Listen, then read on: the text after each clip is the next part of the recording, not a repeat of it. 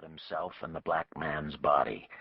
Fear rode over the anger, and Carp's body told him to run, to get away, to put this behind him, to pretend it never happened. But his brain was saying, "Take it easy. Take it slow." Carp was a big man, too heavy for his height, round-shouldered, shambling. His eyes were flat and shallow. His nose was long and fleshy like a small banana. His 2-day beard was patchy. His brown hair was lank, mop-like. Turning away from the body, he went first for the laptop. The dead man's name was Bobby, and Bobby's laptop was fastened to a steel tray that swiveled off the wheelchair like an old-fashioned school desk. The laptop was no lightweight. It was a desktop replacement model from IBM with maximum RAM, a fat hard drive, built-in CD-DVD burner, 3 USB ports, a variety of memory card slots. A powerful laptop, but not exactly what Carp had expected. He had expected something like, well, an old-fashioned CIA computer room, painted white with plastic floors and men in spectacles walking around in white coats with clipboards, Bobby perched in some kind of Star Wars control console. How could the most powerful hacker in the United States of America operate out of a laptop? A laptop and a wheelchair and Giorgio Armani glasses and a blue, freshly pressed Oxford cloth shirt. The laptop wasn't the only surprise. The whole neighborhood was unexpected. A run-down gravel road section of Jackson, smelling of Spanish moss and red pine bark and marsh water. He could hear croakers chirping away in the twilight when he'd walked up the flagstones to the front porch. Right from the start, his search seemed to have gone bad. He'd located Bobby's caregiver, and the guy wasn't exactly the sharpest knife in the dishwasher. Carp had talked his way into the man's house with an excuse that sounded unbelievably lame in his own ears, so bad that he couldn't believe that the man had been trusted with Bobby's safety. But he had been. Any question had been resolved when Bobby had come to the front door and Carp had asked, "Bobby?" And Bobby's eyes had gone wide and he'd started backing away. "Get away from me! Who are you? Who? Get away!" The whole thing had devolved into a thrashing, screaming argument, and Carp had bulled his way through the door, and then Bobby had sent the wheelchair across the room to a built-in bookcase, pushed aside a ceramic bowl, and Carp could see that a gun was coming up, and he'd picked up the oxygen cylinder. Didn't really mean to do it. Not yet, anyway. He'd wanted to talk for a while. Whatever he'd intended, Bobby was dead. No going back now. He moved over to the wheelchair, turned the laptop around, found it still running. Bobby hadn't had time to do anything with it, hadn't tried. The machine was running Unix, no big surprise there. A security-aware hacker was as likely to run Windows as the Navy was to put a screen door on a submarine. He'd figure it out later. One thing he didn't dare do was turn it off.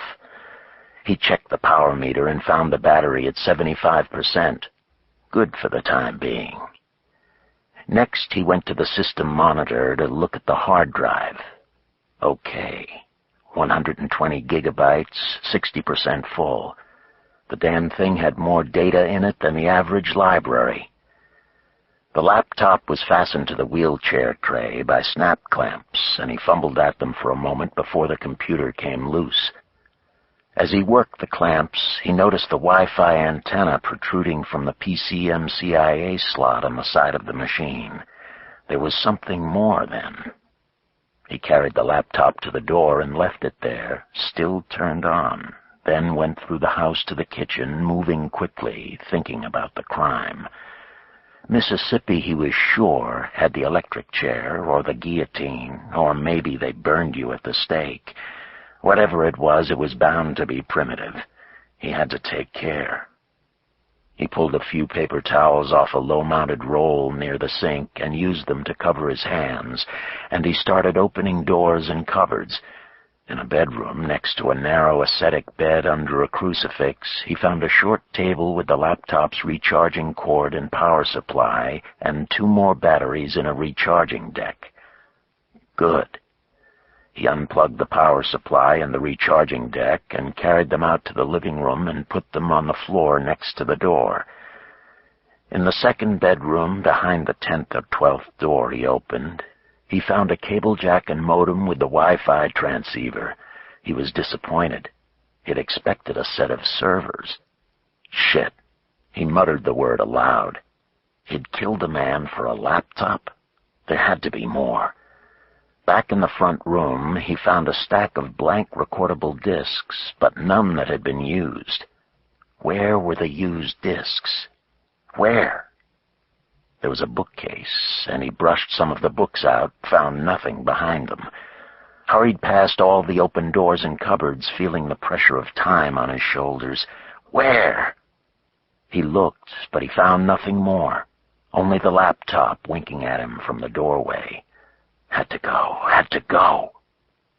He stuffed the paper towels in his pocket, hurried to the door, picked up the laptop, power supply, and recharging deck, pulled the door almost shut with his bare hand, realized what he had done, took the paper towels out of his pocket, wiped the knob and gripped it with the towel, and pulled the door shut.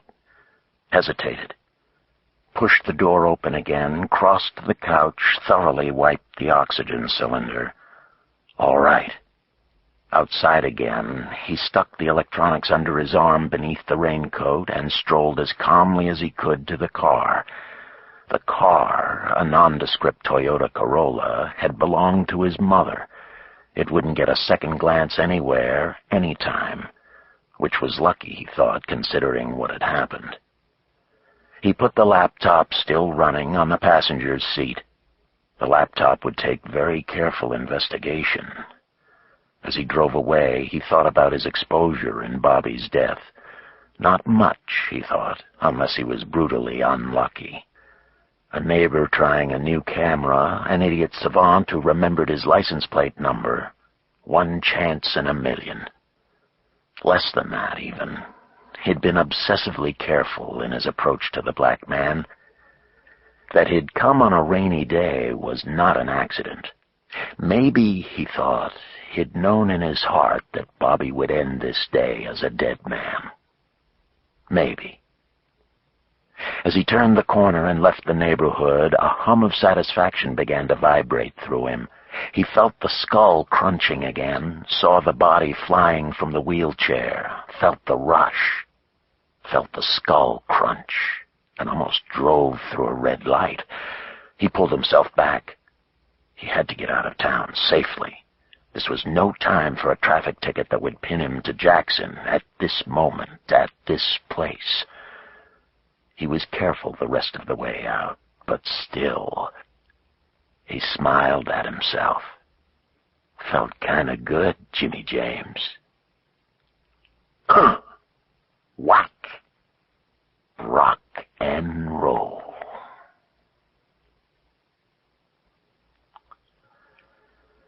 Chapter 2.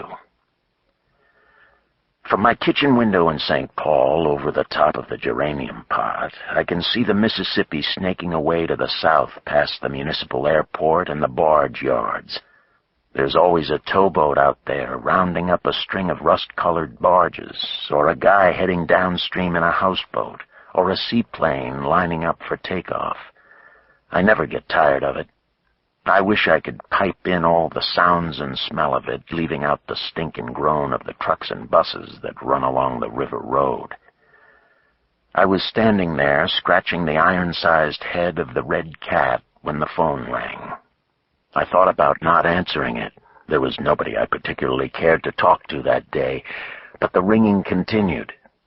I finally picked it up, annoyed, and found a smoker's voice like a rusty hinge in a horror movie. An old political client. He asked me to do a job for him. "It's no big deal," he rasped. "You lie like a Yankee carpetbagger," I said back. I hadn't talked to him in years, but we were picking up where we left off. Friendly, but a little contentious.